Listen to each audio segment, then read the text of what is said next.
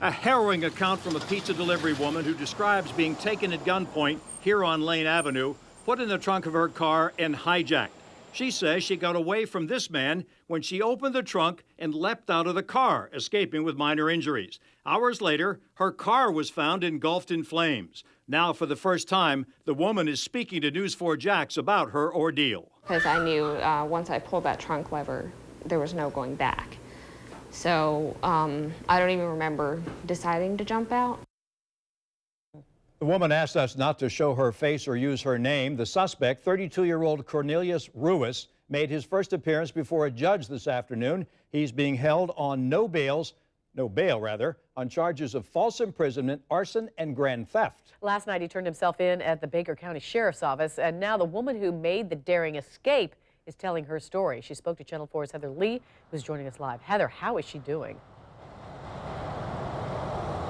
Well, you know, Mary, when she made that first initial jump out of the back of that trunk, she hit her head pretty badly. She had to get staples in the back of her head. She also had some pretty bad road rash on her arms, all up and down her back and her legs as well. But she says the pain was minor compared to the fear of what was going to happen, which is why she threw caution to the wind.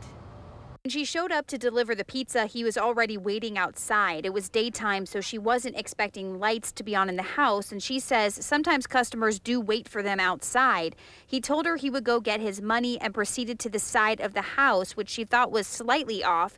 That's when she says he came back with a rifle. She says a woman was walking by right at that moment, but she stayed quiet because she didn't know what he was capable of. She says he shoved her into the passenger seat and began driving. She asked him if he could just take the car and leave her, but he said no. That's when she was forced into the trunk. She spent the next 30 minutes or so alone in the dark. She says it was very hot and knew at some point she'd have to make her move. The emergency handle was glowing inside the trunk. She said it took her about half the ride to get the guts to pull that handle, and at first it broke, but she says she was able to get it open, and that's when she jumped.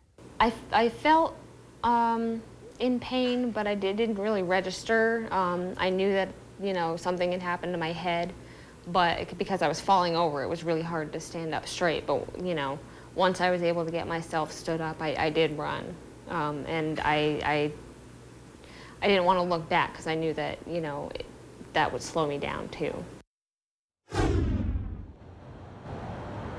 So coming up tonight at 6, I also spoke with the witness who was in the truck right behind that car and saw her jump out. He had some pretty interesting things to say, and the victim tells me exactly what Ruiz said to her while they were in the car before she was put in the trunk. I'm going to have all of that all new for you tonight at 6. For now, we're live. Heather Lee, Channel 4, the local station.